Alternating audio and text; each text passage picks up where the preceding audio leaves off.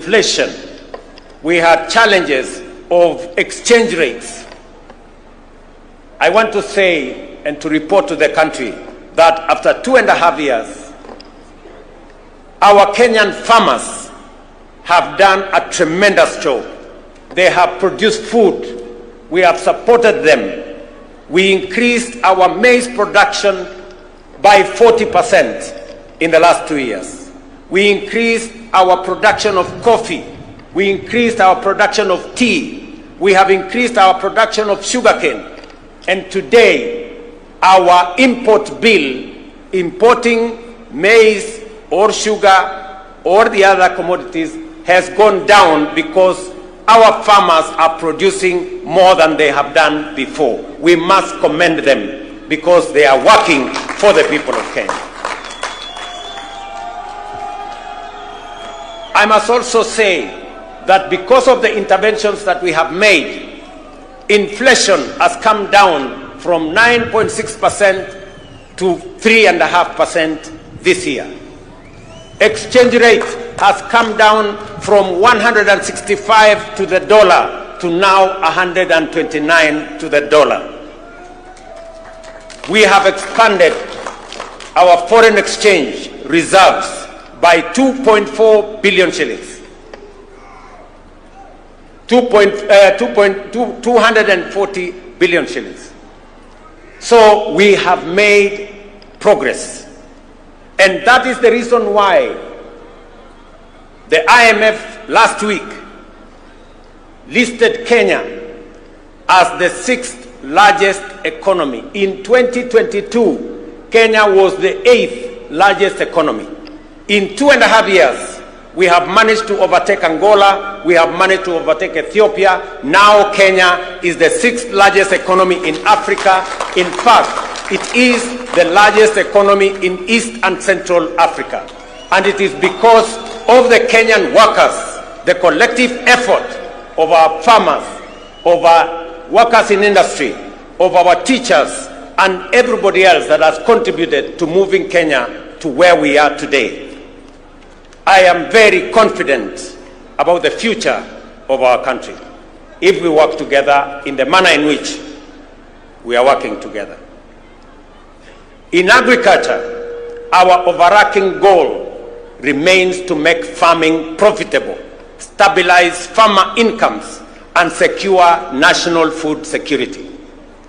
The reduction of fertilizer prices has led to 40% surge in maize production, boosted farmer earnings, reforms in the coffee sector, including the elimination of inefficiencies and corruption, and the streamlining of the Nairobi Stock Exchange have raised farmer prices from 50 shillings to a kilo to between 100 and 150 shillings to a kilo now.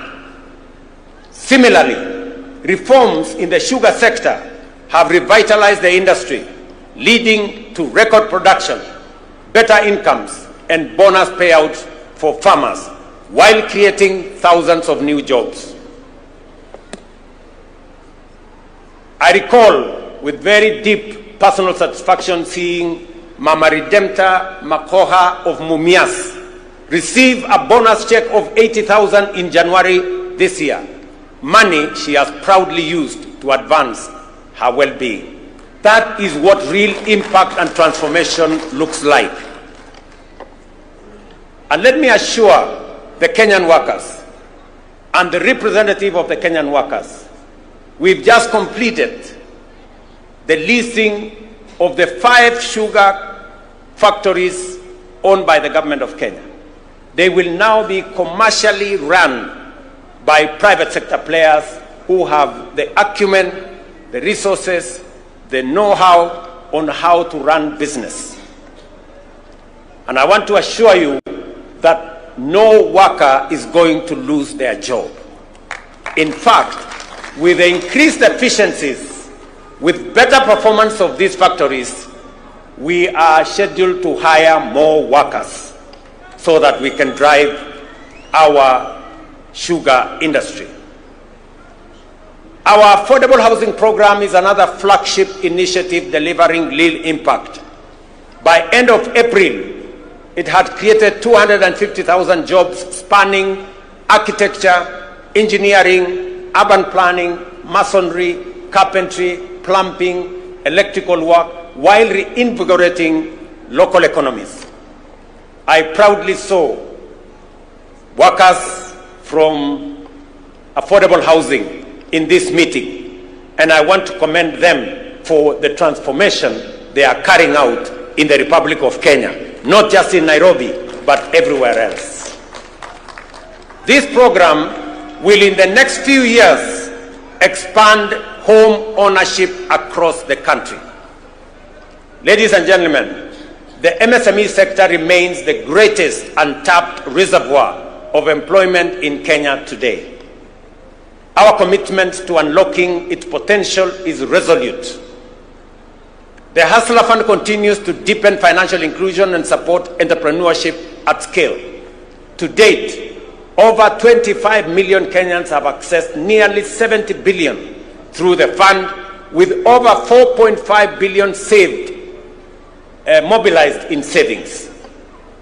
We have also introduced a 9-band credit rating system to formalize credit histories and unlock new opportunities for those without traditional collateral. Already, more than 4.5 million borrowers with A and B rating have qualified for the Hustler Fund Bridge product, linking them to commercial banks and paving the way to the formal credit market.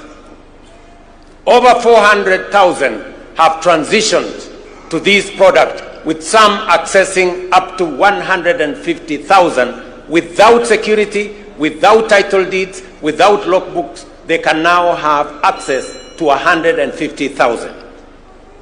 These borrowers are the future of our enterprise and economy. Ladies and gentlemen, our education, we are closing the teacher shortage gap that existed in 2022 of 116,000. We have recruited over 76,000 teachers in the last 2 years. And we have set aside another 2.4 billion shillings in this year's budget to hire additional teachers, 20,000 of them, with effect from January next year. Further, the government has allocated another 1.6 billion for capacity building for teachers and another 1 billion for the promotion of teachers, so that we can have them assist us produce more human capital and more workers with skills and competencies to manage our economy and to run our country. This investment has improved student-teacher ratios, enhanced literacy and numeracy, and generated stable employment in communities across the country. Labor migration continues to be a cornerstone of our strategy to expand jobs for Kenyans. Last year, over 200,000 Kenyans